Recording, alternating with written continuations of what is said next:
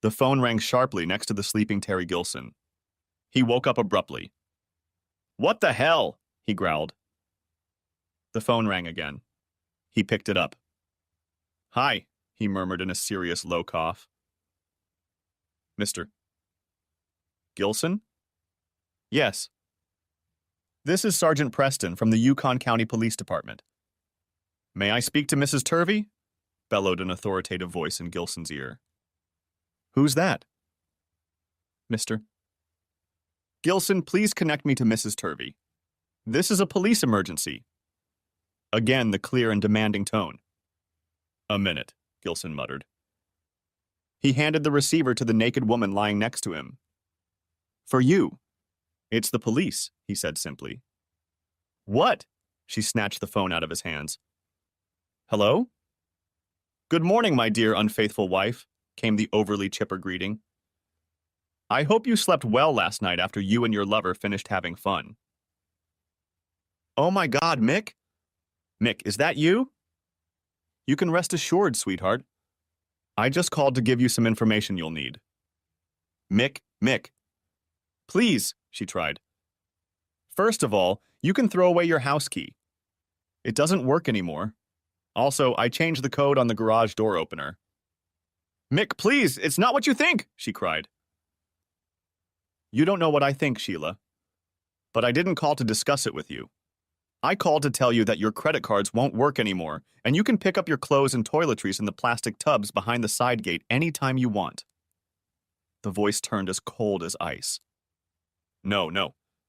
"Mick, please, don't do this, please," my wife pleaded desperately. "Too late, lovelies, I've already done it." "But where shall I go?" she cried. "Well, in the immortal words of Rhett Butler, frankly, my dear, I don't give a damn." The tube slammed shut in anger. I had started this process weeks ago, but this particular morning was the defining moment. If I hadn't been so sure she was sleeping in Gilson's room, I wouldn't have even tried the trick. I was surprised at how easily it had worked out, and how empty the moment had seemed. A cuckold's victory, I thought. Too little, too late. I suppose that's appropriate to describe my situation. My name is Michael Mick Turvey. I am 43 years old, and I work as a sales representative for a building materials company. I have been with this company for over 20 years. I married Sheila Pratt almost exactly 20 years ago. We were to celebrate our 20th anniversary next month. I considered the marriage a success, for we had 2 wonderful children. Our first, Angela, my angel, was born a year and a half after we were married, and Ben, our son, was born 2 years later. I loved my wife and children unconditionally. They were the meaning of my existence. No man could be prouder of his family than I was. We lived in a modest home, but it had everything a family could want. The 3-bedroom split level was our second home, purchased 4 years ago. It wasn't new, but we made an effort to update it and make it our own. New kitchen, then a finished basement with a workshop for me, and a large family room that the kids could use for their entertainment. A garage where we actually parked our cars, and then new furniture for the living room and dining room. I felt like we had the perfect life. I met Sheila when we were both students in 11th grade. She was a pretty blonde with a nice body, so it wasn't hard to notice her. She tried out for cheerleading but was unsuccessful. I played receiver on the soccer team and thought we might make a good couple. I asked her out right after school started in the fall, and she said yes. We had been dating for a few months, and in that time Sheila had matured into a very beautiful girl. I wasn't the only one who noticed. I thought we were dating, but never seemed to confirm it with Sheila. The next thing I knew, our quarterback Terry Gilson asked her out and she said yes. I couldn't understand that. I thought we were a couple, but apparently I was wrong. Gilson was the star of our team. He was a big, talented high school senior with a strong arm and a will to win unlike anything I had ever encountered. As a quarterback, he was a coach's dream and a coach's nightmare. He had tremendous talent and fearlessness, but he just couldn't follow orders. As the rest of the team realized, Terry was not a team player. Terry was just Terry. Our team finished that season with a winning record, but I wondered how much better we could have been if Terry had stuck to the coach's script instead of making it up as he went along. For all his talent, he was undisciplined and very frustrating for all of us who worked in his shadow. Terry often bragged about entertaining every cheerleader at least once. I was grateful that Sheila wasn't a cheerleader, but I wasn't sure that would protect her. There was no point in my being angry at Gilson. He was what he was, a ruthless womanizer. He viewed these young girls as meat on his plate and intended to enjoy them. I was hurt that Sheila had fallen in love with him, but I knew there was nothing I could do about it. Terry would be gone next year, and Sheila and I would still be here. Maybe I still had a chance. But it didn't happen. I started dating Marilyn Ehrlicher. Since seating at our school was alphabetical most of the time, Marilyn most often sat behind me and had me in her sights. Marilyn was a nice girl, but it wasn't what I was looking for. I wanted something more exciting, but that was asking too much of Miss Ehrlicher. We got along fine, and I think she was impressed that a soccer player was interested in her, but that was about it. In the spring, I started looking for a replacement. Meanwhile, Gilson had dumped Sheila in favor of some other girl, and she was available again. I thought about it, but given the way she dumped me, I decided to ignore her. By the end of the year, she had found someone else, and I was on the sidelines again. In 12th grade, things were different. Roger Davidson became the quarterback of our team, and he turned out to be something Terry Gilson was not. He was a leader and a better team player. He looked to us to determine who could do what. I thought more than once that this guy could make a coach. He understood what it took to win and to get the most out of what the team had to offer. The result was great. I was catching passes like never before, and we were winning regularly. When Roger would go into the huddle, he would be quiet, tell the play, and make sure everyone knew how to act. This was all new to me, and I loved it. I continued to avoid Sheila, my ego still hurt from my affair with Gilson. I wasn't really surprised when Roger started dating her. For all his talent and leadership, he was a quiet guy, and it was hard not to like him. Oddly enough, I was fine with them. If I couldn't be with her, Roger was my choice. I think she felt the same way. Sheila wasn't the smartest girl in school. In fact, she scored an average C average and, like many of her classmates, got a job. She never had plans for college. She must have realized her limitations. She took a job as a bank teller at the mall. After high school graduation, I lost touch with her. I was on my way to college and already dreamed of playing soccer, drinking beer with the boys, and dating only the prettiest girls who would aspire to be with the soccer hero. By Christmas, reality set in. I failed 3 classes, and while I enjoyed every minute I spent on the soccer field, the rest of my campus experience was not so enjoyable. There was no line of girls waiting to go out with me. Beer was downtown and expensive for my limited budget. Classes were a torment, and it was hard for me to realize that the learning process was solely up to me. There was no one to monitor me and make sure I was attending class or completing assignments. It was a very different world. The grades posted on the board at the end of the semester were disappointing. I was in danger of dropping out. Well, I said to myself, next semester, no soccer and no girlfriends. I might as well do this. It wasn't easy. It was a whole new way of life for me. It was a struggle. I made it through, but not by much. With a year of college under my belt, I wondered if this was what I wanted to do for the next 3 years. If I asked that question, I thought the answer was obvious: no. I found a job in an office in the city, and every morning I would get on the bus, work my 9 hours, get on the bus again, and go home. After a few months, I realized that this couldn't be my future. I needed something more. I lasted almost 2 years, but I was constantly looking for something better. If you asked me what my career path would be when I graduated from high school, I would have no idea. I certainly wouldn't include the sales category. In my mind, a salesperson is someone who goes door to door selling brushes, kitchen utensils, or magazines. That's definitely not me. I got a different perspective when I saw what industrial sales was all about. You had to know your product and show people that it was a good, if not better product than the one they were using, and then convince them to buy it. More importantly, the technical side was something I could get passionate about. It didn't take me long to realize that sales is a strategy. What do you have that the customer needs? Why would he want to buy it from you? I applied for a transfer to one of the operating branches and was given the opportunity to work in sales, an inside job. That was the beginning, and the more I saw, the more I realized that this was what I wanted to do. I went to work, still without a car and living at home. When I moved to the operations department, nothing had changed. I was a newcomer with a small salary, and I traveled to and from work by bus. When I received my first paycheck, I decided to open a bank account. Until then, I had been living from paycheck to paycheck, and that was about to change. For convenience, I chose a bank near the bus stop and walked in. As I approached the customer service counter, I stopped in my tracks.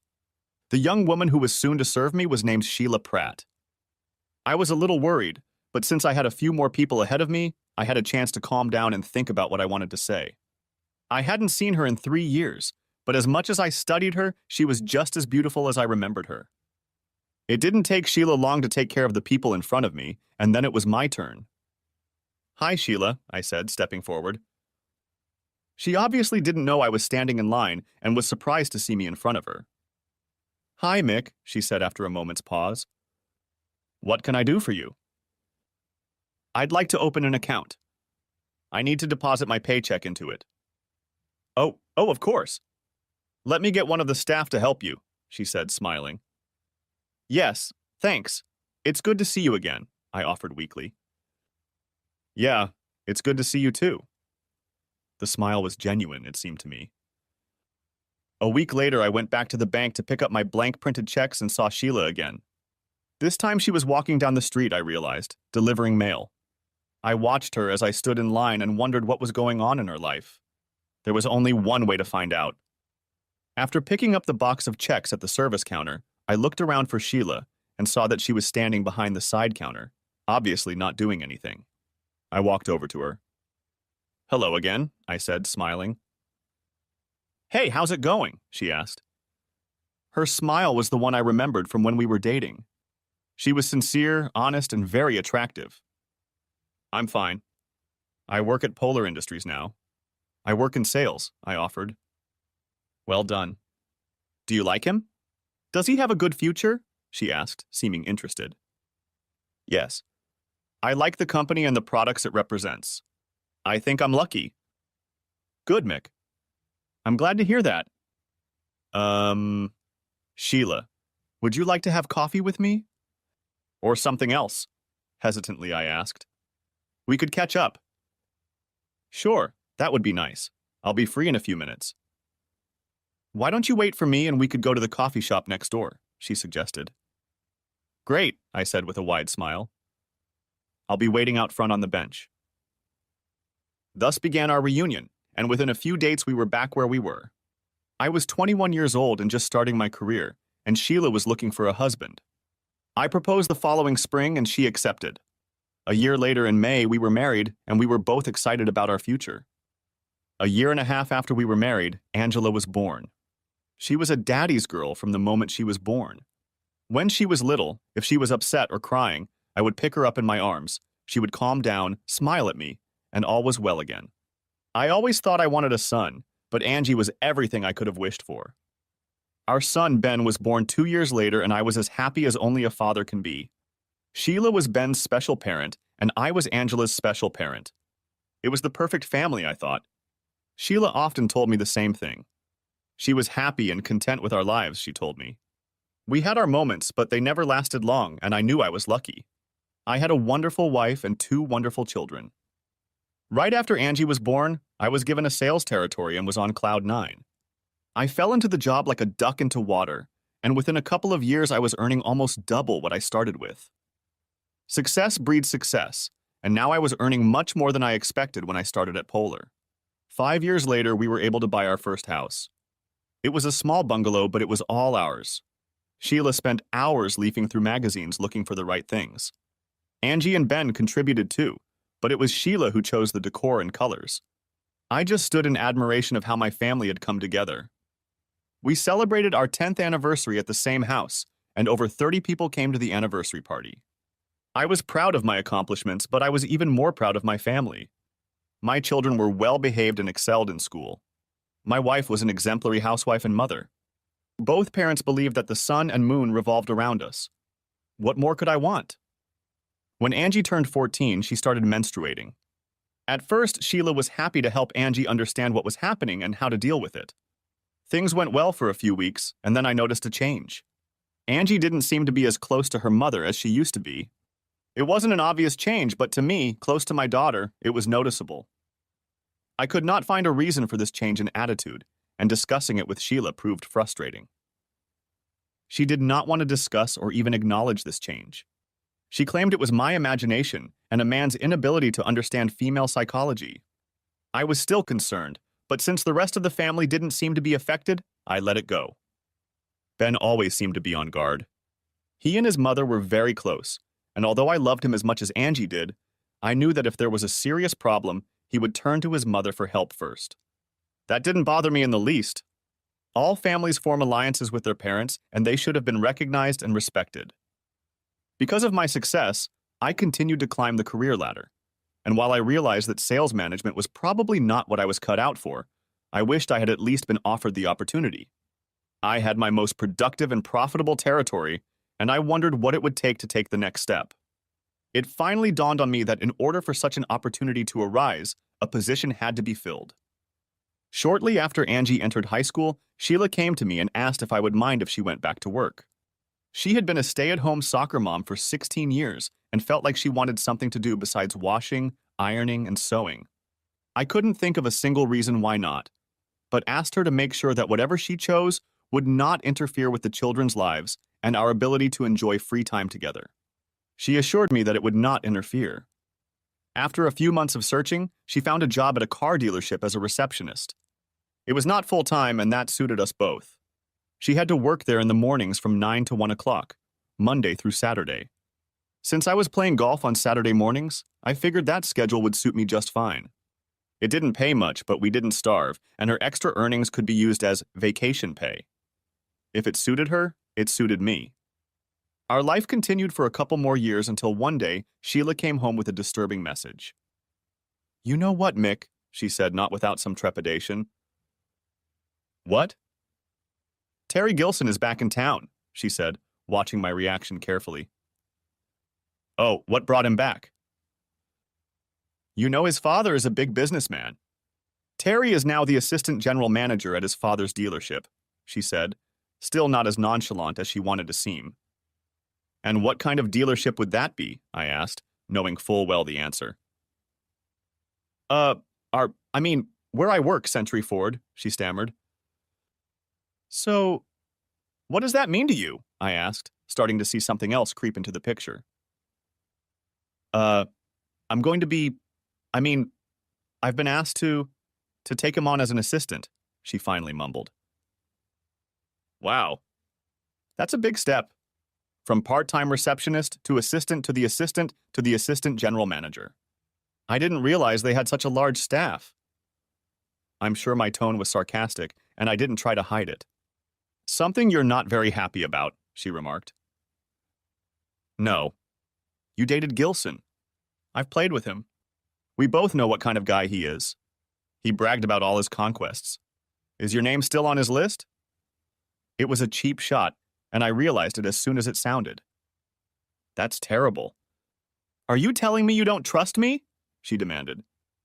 I had to move. "No, I'm telling you I don't trust him."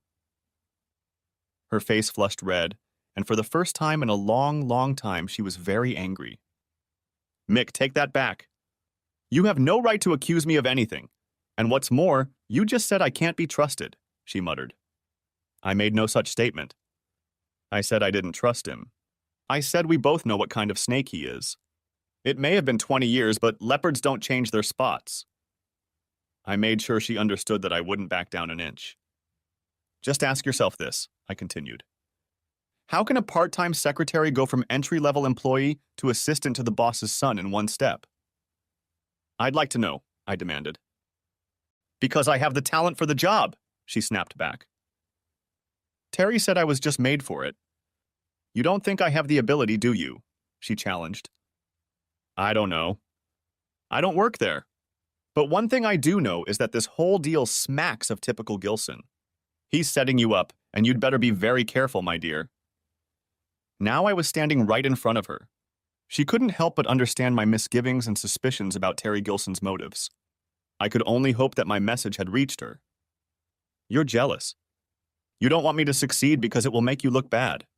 "That's the thing, you're jealous," she scoffed. The argument was going nowhere, and she wasn't listening. I sighed heavily, turned, and went down to the basement for a cold beer and some time to think. I had no illusions about Gilson's motives. He had seen an attractive woman he thought he could get without much effort. What did it matter if she was married? He probably remembered me from high school and didn't think I was much of a nuisance. I would keep a close eye on the situation, of that I was sure. It was a week before we returned to calm water in the house.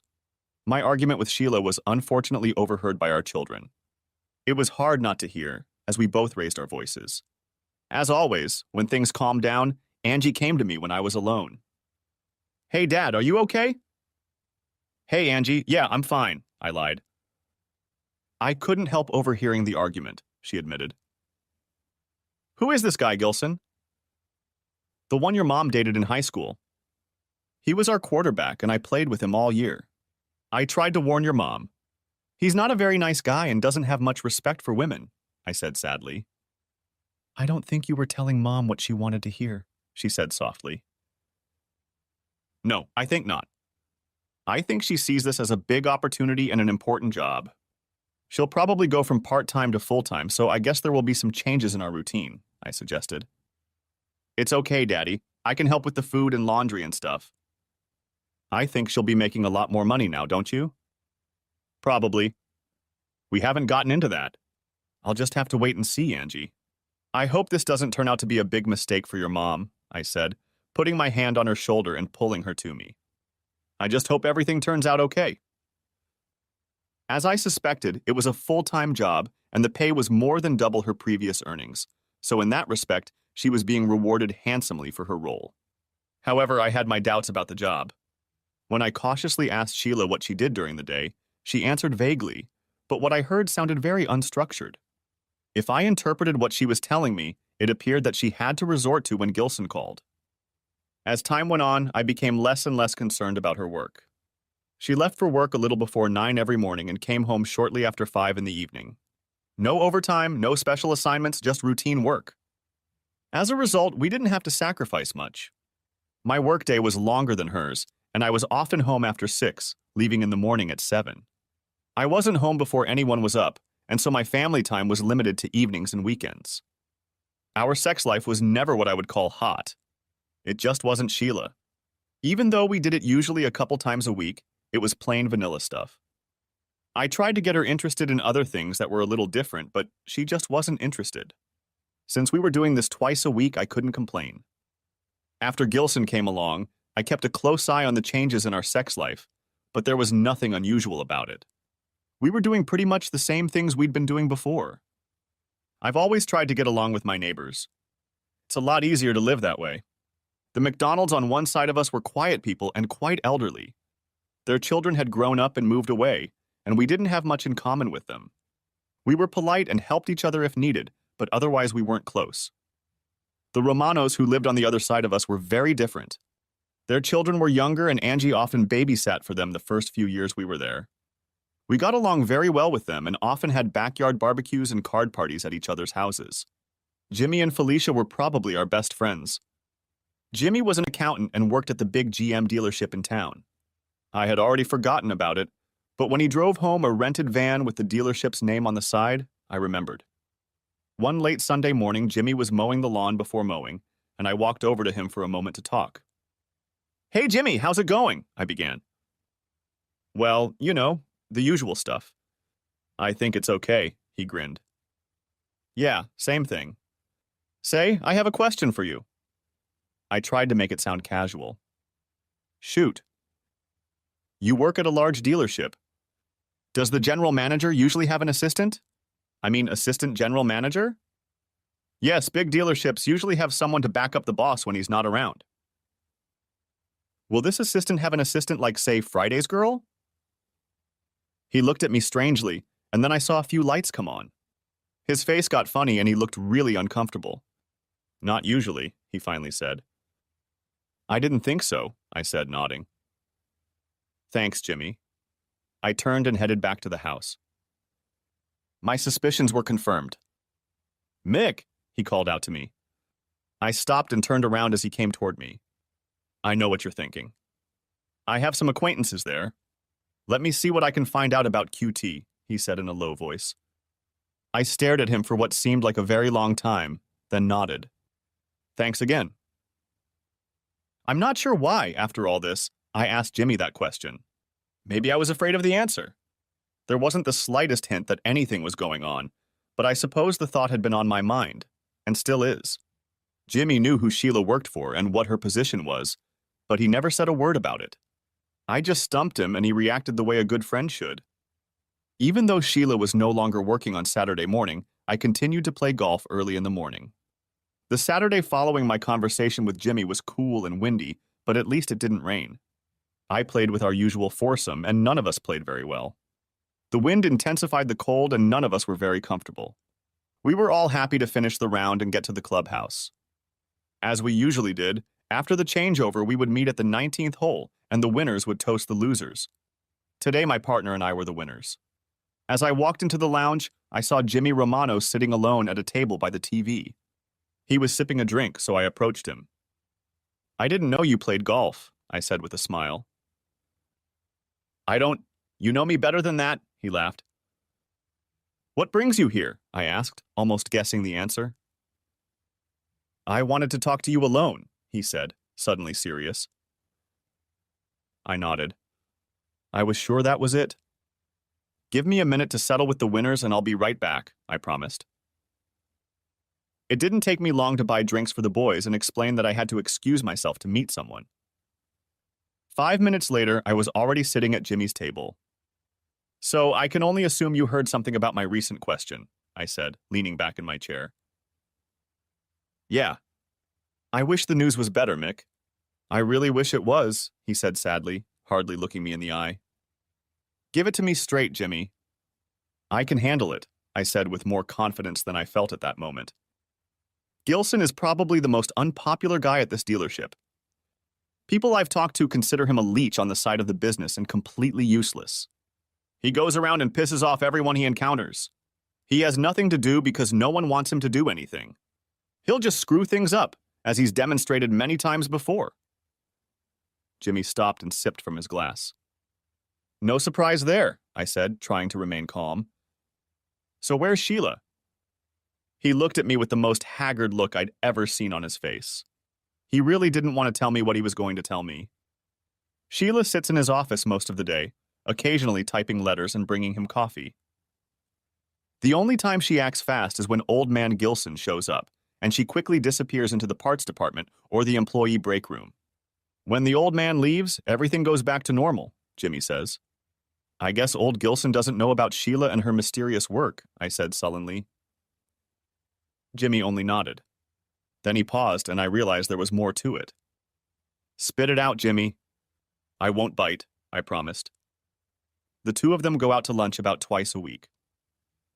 They leave just before noon and don't come back until 2 or 2:30.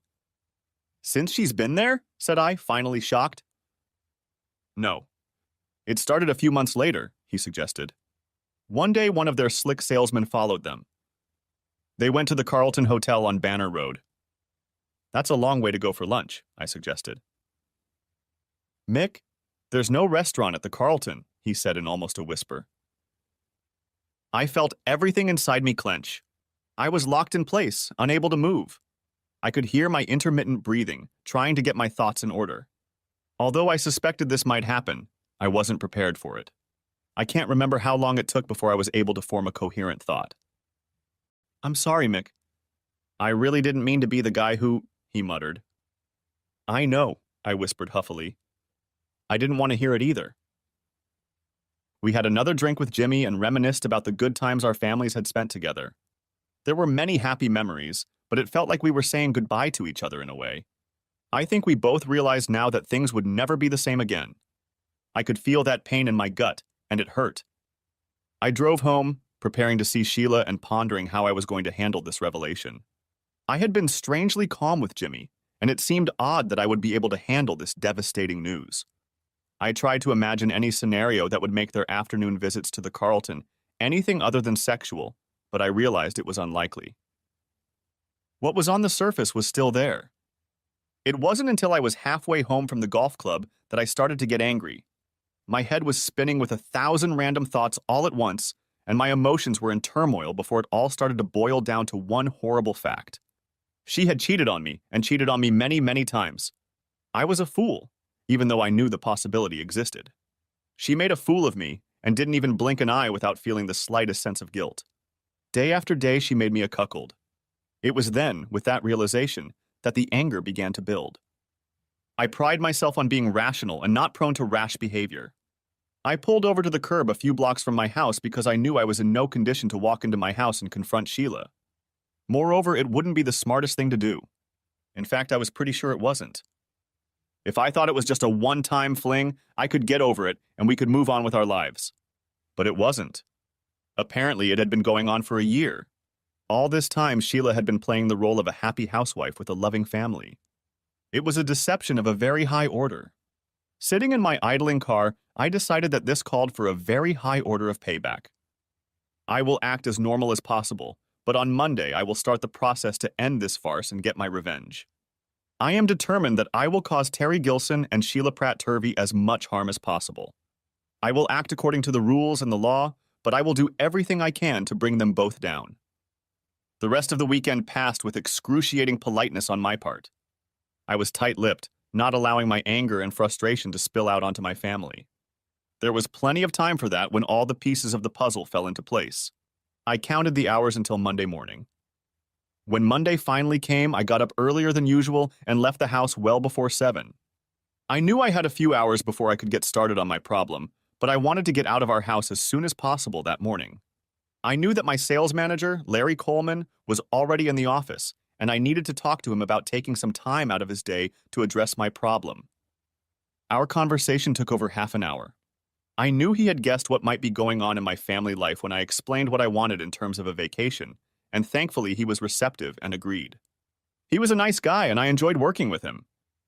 Just after 9 in the morning, I called David Murney, our family lawyer, and asked for advice on a family matter. I knew it was not his specialty, and was not surprised when he referred me to Lydia Pankratz. I had met Lydia in passing once or twice and had heard she was a very good divorce attorney. She wouldn't be cheap, but at this point the expense was the last thing on my mind. That afternoon, I had an appointment with Lydia for late afternoon. I knew I would be late, so I called home to leave a message. Angie answered the phone, which surprised me. "Hey Angie, what are you doing home?" "Teacher Professional Development Day," she said with a touch of mockery. "Ever notice they're always on Fridays or Mondays?" "Yeah, I noticed. Look, I have an appointment late tonight, and I won't be home until 7, I think. Let Mom know, okay?" "Sure, Dad." "Say, are you okay?" she asked with curiosity in her voice. "Yes, of course. Why do you ask?"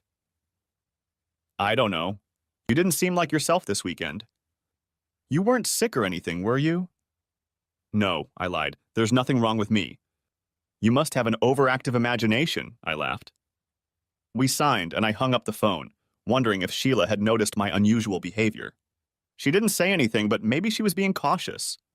We'd have to watch for that. I didn't want to tip too soon. Meeting Lydia came as a shock to him in many ways. To begin with, regardless of the reason, Sheila got half of everything in the divorce. The house, the cars, everything. The only good news was that her income was such that I probably wouldn't have to pay alimony if I could prove infidelity. Judging by her reckless behavior, I doubted I'd have any trouble getting proof. As for the children, I would have to prove abuse, neglect, or some other horrible crime to get custody. In this jurisdiction, children were almost always given to the mother. Angie was 18 and could make her own decision, but Ben was only 16 and would have to spend almost 2 years with his mother. I felt bad, but Lydia said I probably couldn't change anything. That's just the way the system works. That's when things got interesting.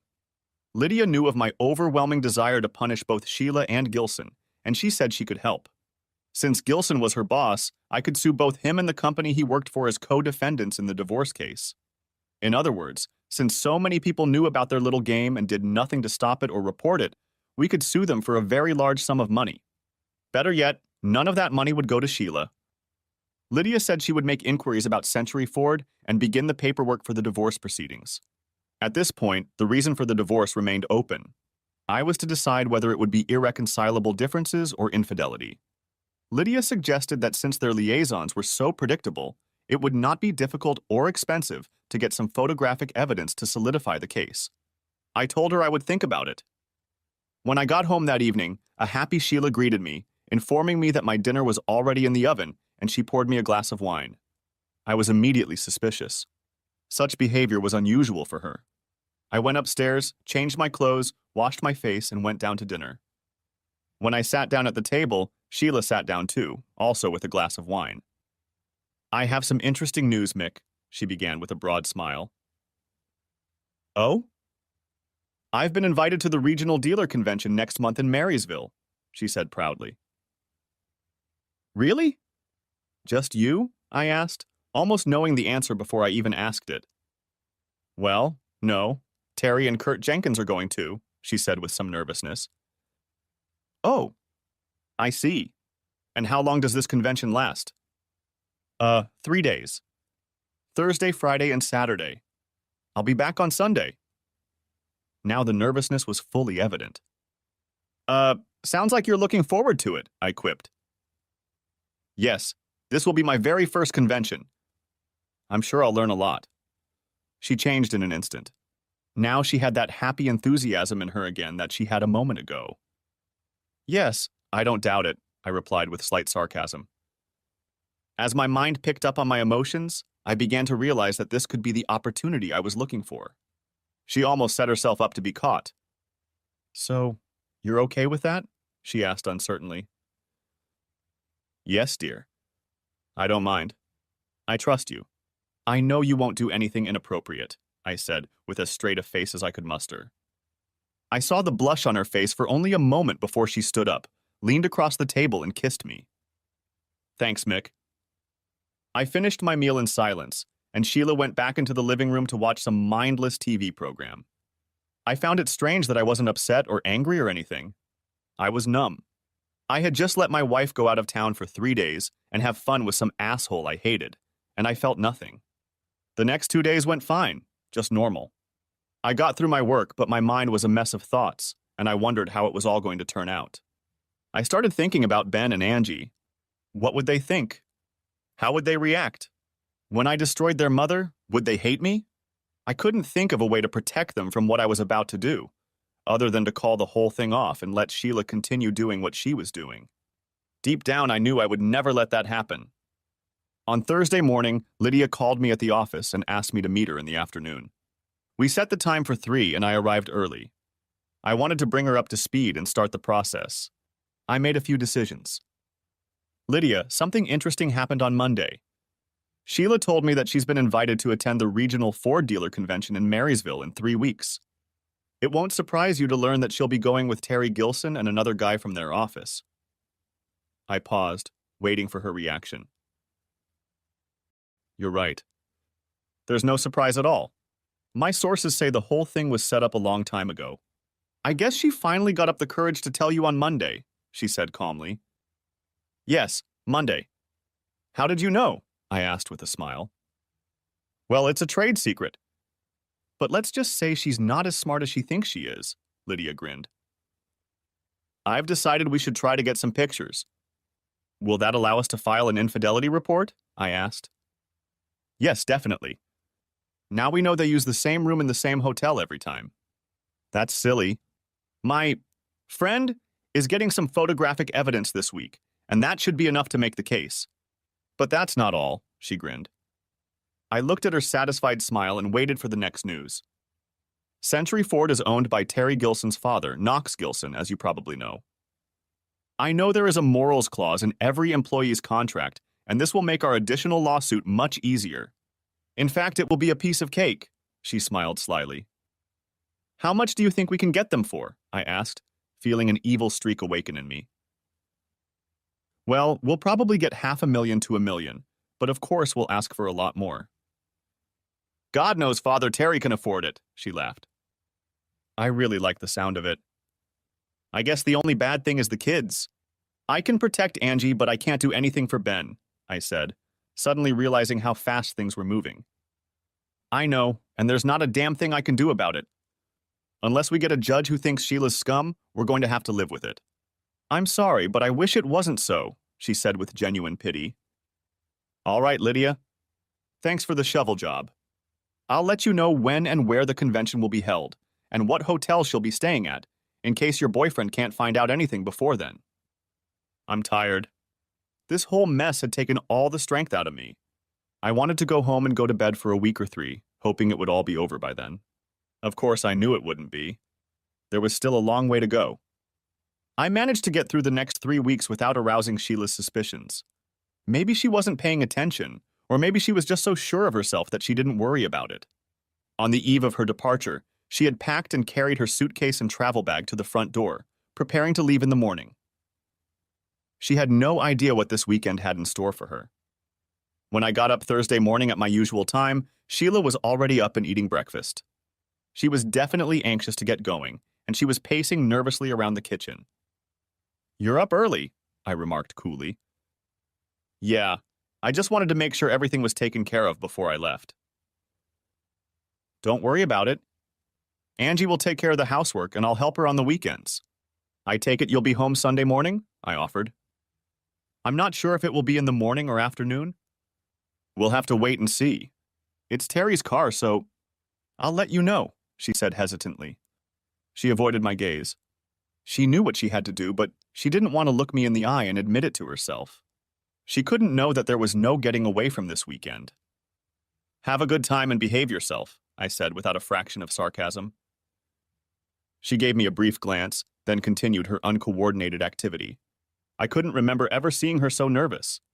Perhaps she sensed the change in my attitude and was afraid I might recognize or suspect something. I couldn't tell. I finished my coffee, kissed her lightly on the cheek, and left for the office. All day I wondered if she thought I knew something. It might ruin my surprise, and that would really upset me. I didn't tell Lydia or anyone else what I planned to do early Sunday morning. Upon arriving at the office, I called Lydia and she quickly got on the phone. "Lydia, can you confirm that we have pictures of Gilson and Sheila in action?" I asked quickly. "Yes, we have them. But I don't think you'll want to see them. Maybe after this is over, but for now, just let us deal with it, okay?" She spoke in a muffled voice, and you couldn't tell from her tone that she wasn't happy. I had to assume that the pictures were going to be quite denigrating. The only good thing about it was that it no longer mattered whether my little stunt on Sunday morning had worked or not. The matter was now settled. "Are all the divorce papers ready?" "Yes. We can serve it when you say so. I have a little surprise for her on Sunday morning, so I think we can serve her at her parents' house on Monday morning." "Can I confirm that on Sunday?" I asked. "Yes, but Mick, you're not going to do anything stupid, are you?" There was concern in her voice. "No, absolutely not. I won't do anything to mess this up. I promise." I hoped my statement was reassuring to this dynamic lady. I didn't want anything to ruin my plans. "Good, I'm glad to hear that. Take care of yourself, Mick. I know these are hard times for you, but they'll pass and you'll move on. I know it," she said sincerely. "Lydia, I couldn't have done it without your help. The only thing that remains difficult is telling the kids on Saturday about what's going on. I'm not looking forward to it," I admitted. "I'm sure you don't. Good luck. If you need anything, call me or David, okay?" "Thank you," I signed, quietly hanging up the phone.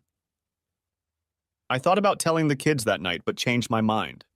One of them might decide to call their mother and warn her. I wanted to minimize that risk. Sheila called around 8 o'clock that evening, and her voice was very chipper. She enjoyed the convention and the various booths. She had a nice room and the restaurant served very good food. She talked to me briefly, but spent more time on the phone with Angie and Ben. She gave us her room number, 1228. When the kids went to bed at the usual time, 10 o'clock, I waited until I was sure they were asleep and then called the hotel and asked for room 1228.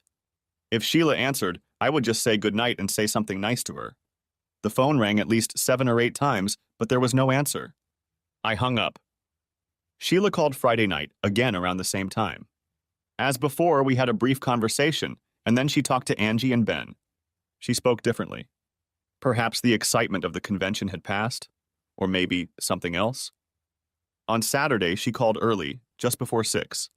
Luckily, we were all home. Once again, our conversation was short and not very personal. She was going out to dinner with a large group and, according to her, wouldn't be home until late. I was not displeased. I was relieved. When Angie, Ben, and I sat down to dinner, the table was very quiet. We all seemed to be immersed in our own thoughts. Finally, I realized that I couldn't put it off any longer. We cleared the table, put the dishes in the dishwasher, and I turned to them both. "Kids, I need to talk to you about something," I began. Ben and Angie looked at me, and I sensed they were guessing what this was about. There's no easy way to say this, so I'll just tell you what's going to happen. I reached into my pocket and pulled out 2 shiny new house keys. These are your new keys to this house. The only person who has them is me. Your mother is not coming back to our house, I finally forced myself to say. Angie gasped. Ben's eyes widened and his mouth opened. For the past year, your mother has been having an affair with her boss, Terry Gilson. She betrayed me, you and her marriage vows. I can no longer live with her and will not allow her in this house. I paused. Oh, Daddy, oh no, Angie cried. Why did she do that? I don't know, but to be completely honest, it's not the most important thing on my mind right now. I know it's going to hurt you. There's nothing I can do about it. She, has been with Mr. Gilson at least twice a week for the last year. That's over 100 times. My anger started to come out, and I saw Ben wince slightly. This convention she's attending. It's nothing more than a smokescreen so they can be together for the weekend. Well, they're not fooling anyone, I spat. Dad, what's going to happen? Asked Ben, still shocked by my statements. I've filed for divorce, and your mother will be served with the papers as soon as she gets back into town. There will be some other things happening with Mr. Gilson, but you don't have to worry about them now. I will let you know about them as they happen. I paused again. I'm sure they must have been shocked by my comments over the last 5 minutes. Does this mean I'll never see Mom again? Asked Ben, on the verge of tears. No, I wouldn't do that to you, Ben. I know how important she is to you, and I wouldn't do that. Maybe you'll live with her from the beginning. When you're 18, like Angie, you can see both of us anytime you want. Angie, you can decide where you want to live.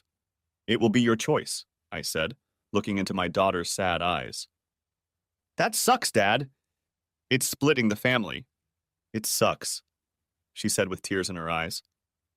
Yeah, I know. Unfortunately, it's the courts that make those decisions, not me. I thought long and hard about it. I suppose I could tell your mother everything I know and just get on with my life, but I couldn't do that. I have to admit, I'm very, very angry with your mother. She lied to us. She lied to us. I don't think I could just turn the other cheek, I admitted. Ben turned, walked quietly up the stairs to his room, and closed the door behind him. He's in shock, I thought. I'll go up and sit with him in a little while, when he's had time to realize what's about to happen. I turned to Angela, and she looked at me sadly, then stepped toward me and hugged me. I'm so sorry, Dad. I know how much it hurts. I can't believe she would do it again, she cried. I threw my head back and stared at my daughter. Again? Angie nodded, lowering her eyes. Tell me, please, I said quietly. It was 4 years ago. My period had just started, and I was having trouble getting my period. One morning when I was in class, I started having severe cramps. I went to the nurse's office, and she sent me home with a note from my mom telling me what to get. When I walked into the house, she and Mr. Morissette were sitting on the couch. I must have screamed and ran upstairs to my room. I heard them talking and moving around, and then the door slammed shut. A few minutes later, my mom came into my room. At this point, Angie broke down and the tears began to pour in earnest. What happened next? I had to be patient. I had to let Angie tell me in her own way. Mom said if I told you or anyone else, you'd get divorced and I'd never see you again. She said the courts always give custody to mothers, and you'll be so mad at her that you'll probably move out, and I won't see you at all. She looked up at me and shook her head. I was scared, Dad. I believed her. I couldn't lose you. Not then, not ever again. I guess I promised Mom I wouldn't tell anyone. Except Ben, I never told until now. I put my arms around her again and pulled her to me. That conniving bitch had used Angie's love for me against her and blackmailed her into silence. So Gilson wasn't the first, and he wasn't the only one. I began to wonder how many there could have been. How could I have been so stupid? How had she managed to pull all this off without me suspecting a thing? Had I been so stupid that I hadn't noticed what was happening? Or, was she smarter than I gave her credit for? Angie, I don't know what to tell you except that I love you. I will do everything in my power to be a good father, no matter what happens in the future. You're old enough to make your own decisions, and I want you to know that whatever decision you make, I will support you, and it won't change my love for you." I didn't think I could say anything else. "Thank you, Dad. I know that, and I know I want to be here with you. You need someone, and I think you're stuck with me." She smiled through her tears. We hugged again.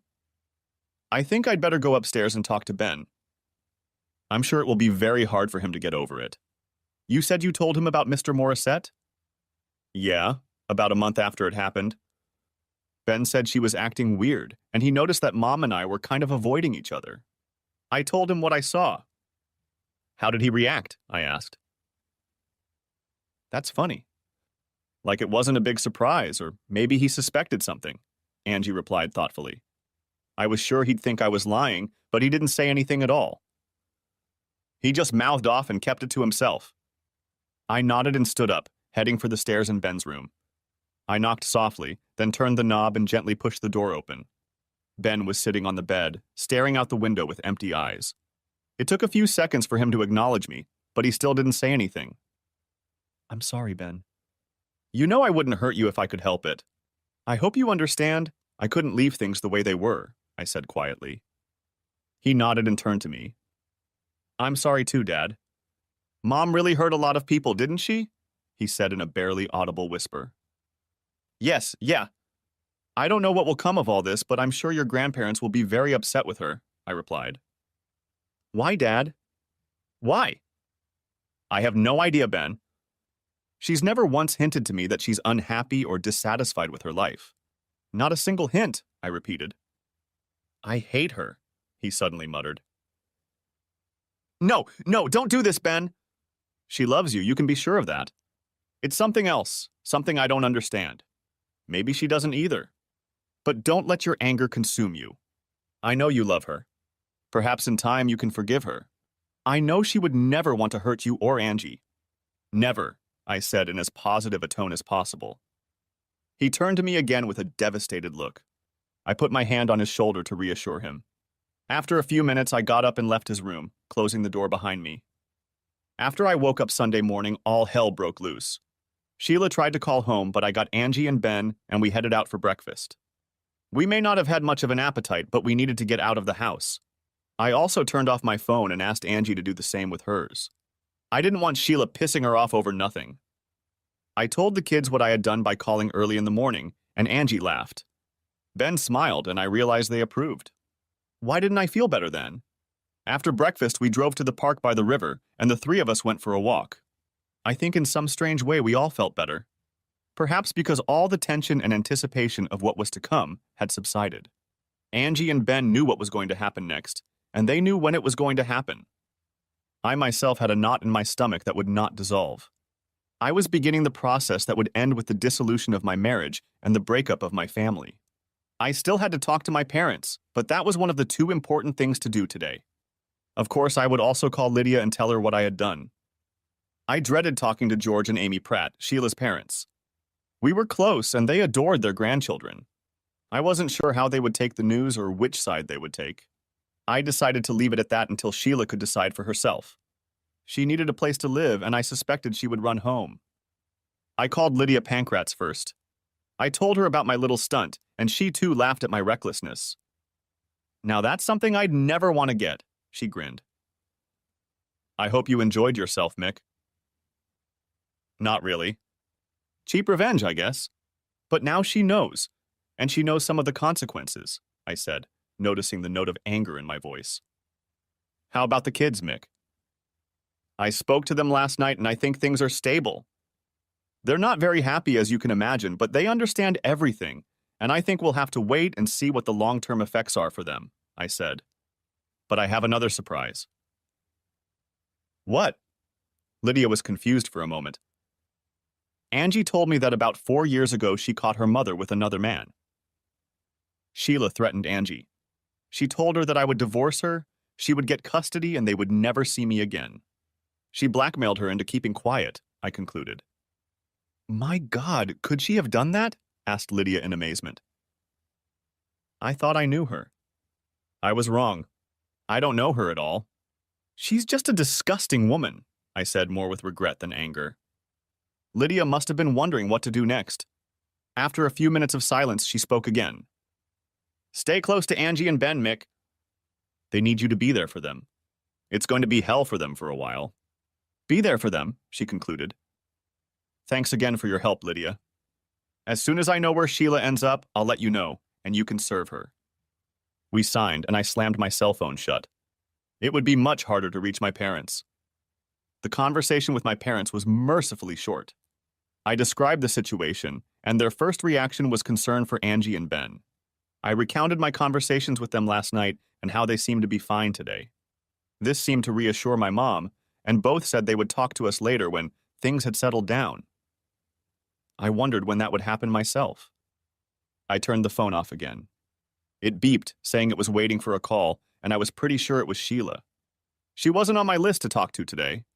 Angie, Ben, and I sat down on a picnic bench in the park, and I explained that I didn't want to be near our house for the next few hours. I expected their mother to rush home to try to get in. Finding that her key was useless, she would surely make a ruckus. I suggested we go out of town and stay there until a late dinner and then come back. They agreed, and we talked about where we could go. There was an open-air fair in a small town a few miles south, and we decided to see what it was all about. The fair was very interesting and fun. We ate a few hot dogs to get us through dinner and overall enjoyed an old-fashioned country fair. It took our minds off our problems and allowed us to think about something else. We didn't get back into town until almost 7 and stopped at a nice restaurant for dinner. We knew that sooner or later we would have to face changes in our lives, but on this last day we could get away from it all and find some peace and quiet. When we got home, it was almost 9 o'clock. Sheila was nowhere to be seen, and the house was dark. I parked the car in the garage and we went inside, turning on the lights as we went. Nothing had changed in the house since we'd left for breakfast that morning. The children went to their room and got ready for bed. I turned on the TV, but there was nothing interesting on, so I went to bed too. It was a restless night for me. I didn't know what tomorrow would bring. I knew that my phone call and serving the divorce papers would have consequences. It was only a matter of time. I reconnected the phones when I got up Monday morning. I didn't expect to hear from Sheila so early. I was wrong. Almost immediately, the phone rang. We didn't have caller ID, so I had no idea who would be calling this early. I decided to tempt fate. Hello? It was a cautious greeting on my part. Mick? Mick, please, we need to talk. I was Sheila, of course. What is there to talk about? I asked in a low voice, trying not to disturb the children. Oh my God, Mick. I'll tell you what. I can explain. It's not what you think, she moaned. That's the second time you've said that. What do you think I think? I challenged. It wasn't like a novel. It was just a stupid mistake. Don't ruin our marriage over a stupid mistake, she pleaded. You must think I'm the stupidest person on the planet, Sheila. I know for a fact that you've been having fun with asshole Gilson for a year, no less. And now I know that Francis Morissette is one of your buddies. We got pictures and all the proof we need. It won't be pretty, Sheila, and you have no one to blame but yourself. I promise you it will be ugly. With those words, I hung up and disconnected the phone again.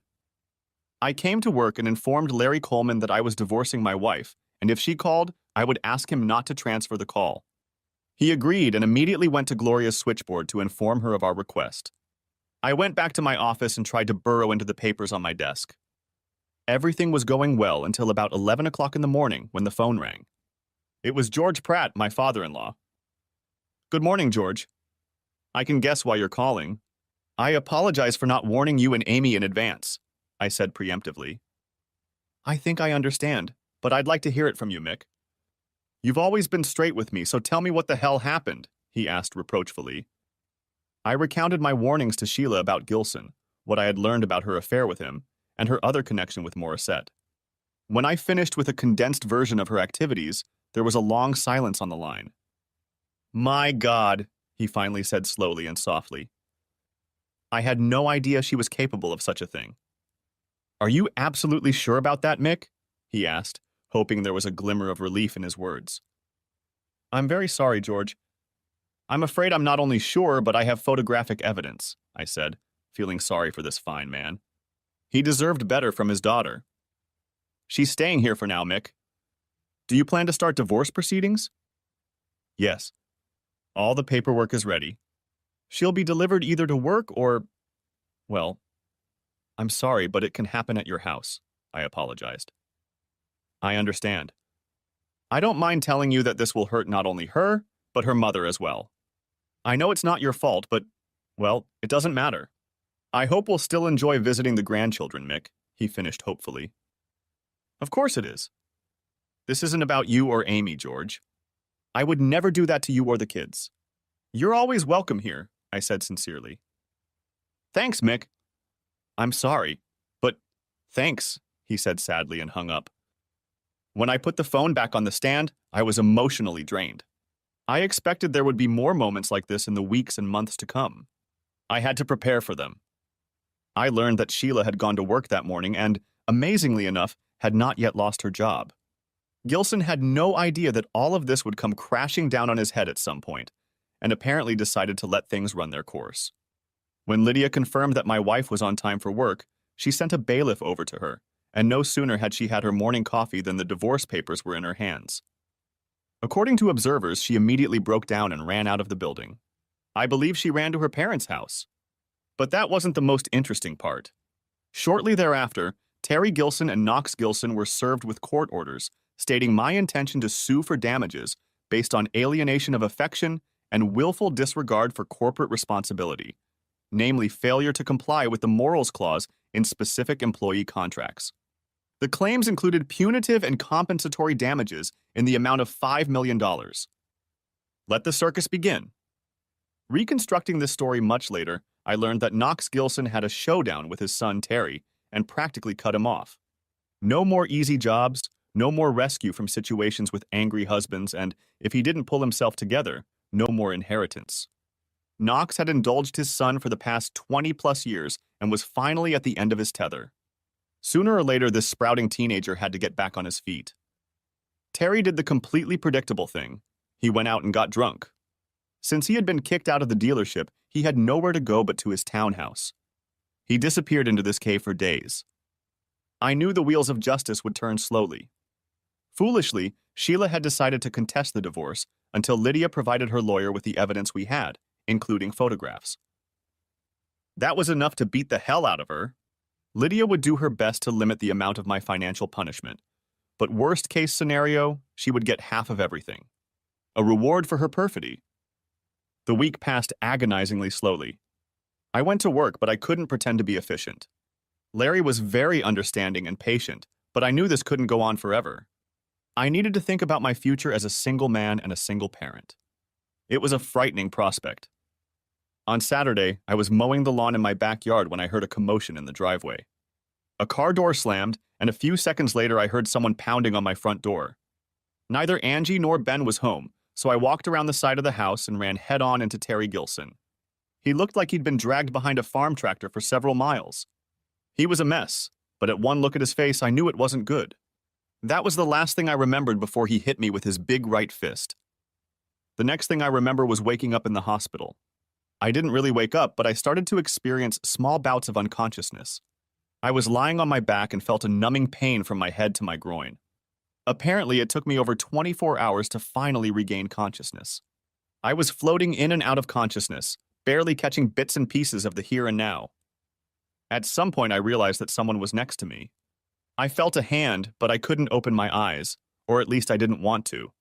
They were like two marbles rolling around in the bottom of a tin can. I heard a strange voice, but although it was familiar, I couldn't connect it to my memories to see who it could have been.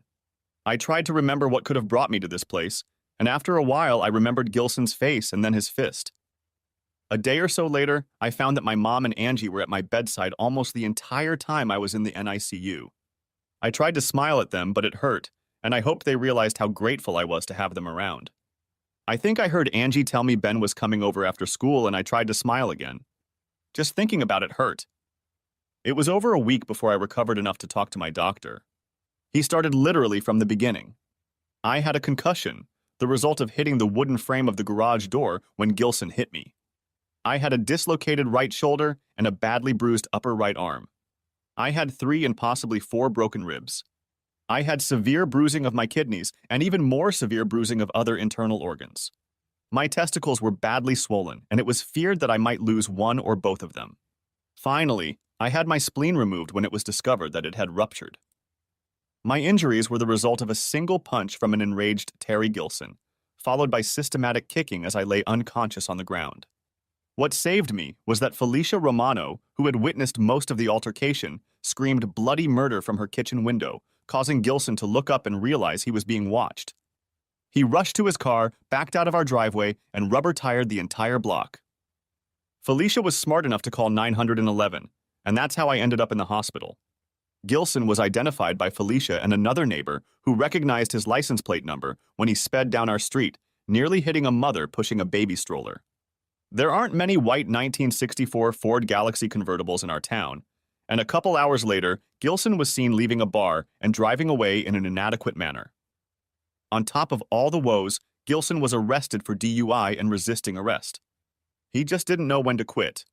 When they threw him in a cell, they matched the assault complaint filed by Mrs. Felicia Romano and my admission to the hospital. After questioning Felicia, they charged Gilson with aggravated assault, assault with intent, and criminal trespassing. He was in deep shit, and it couldn't have happened to a nicer guy. When he called his father from prison, Knox Gilson didn't answer the phone. I wish I could have been there, but I was unconscious and lying on the operating table having my spleen removed. 2 days after I started having constant lucid moments, a plainclothes officer came to me and asked me to testify. I told him everything I remembered, which wasn't much. A face red with anger and a big fist. He asked what might have prompted the attack, and I told him about Terry's affair with my wife, the divorce, and the lawsuits. He nodded a couple times and thanked me before leaving. Epilogue. The divorce property division judgment was not too favorable to Sheila. I will be buying her share of our house. They gave her the absolute minimum and no alimony, as well as an emphatic lecture on her contribution to my injuries. Knox fired both Terry and Sheila. She was on the job hunt when our divorce became final. Her name was toxic in some circles, and I doubted if she would ever find a decent job in our town. Ben lives with Sheila, but I understand from Angie that their relationship is not what it used to be. I see Ben every week on weekends. We got a break from the judge. He seems to be getting stronger, but he's not the same kid I remember from better times. Angie is Angie. She's my girl and makes sure I'm on top of things. She manages the house, my diet, and exercise program. If I didn't know better, she could have been my mother. My folks have been a pillar of support and helped us when needed. They have no idea how important that was in the last few weeks. I just didn't need any more pressure. George and Amy, thank goodness, have remained friends. They are deeply disappointed in Sheila, but she is their only child, and they feel obliged to support her in her time of need.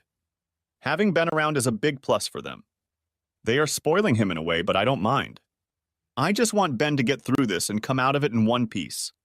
Angie stops by to visit. She and her mother talk to each other again, but I get the impression it's an awkward relationship at best. The lawsuits, of course, will never go to trial. Knox Gilson won't let that happen, according to my lawyer friends Dave and Lydia. We'll settle for a very large sum, and I'll be secured for years to come, even after taxes and legal fees. I already know I'll be able to take care of Angie and Ben's college tuition and provide them with a car. At least some good will come out of this whole mess. Physically, I have recovered as much as I can at all. I lost my spleen, but my kidneys, ribs, and shoulder are almost healed.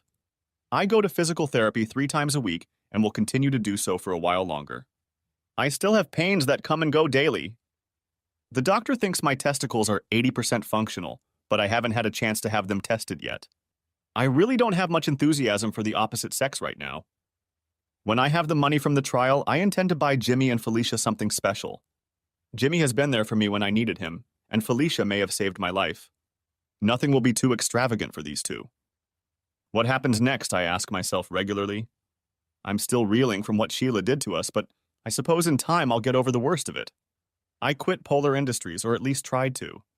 Larry didn't want to hear about it and said he was giving me an indefinite leave of absence. Someday I'd have a lot of money, and I was trying to decide what I should do with it. I think I know. Frank Clay, one of my best customers and an old friend from when I first started in sales, wants to retire and sell his building materials business. It's a good business with a well-balanced trade between retail and construction customers. He is part of the Build Right buying group, and that helps him compete with the big stores. Dave Murney and I are going to meet with old Frank and see if we can make it happen. Ben was first in line to look for weekend and summer jobs when he found out about my plan. It doesn't make any difference. I want to keep him close and make sure he's okay while he gets through the next few years. Adolescence is hard enough as it is, and then there's the broken family.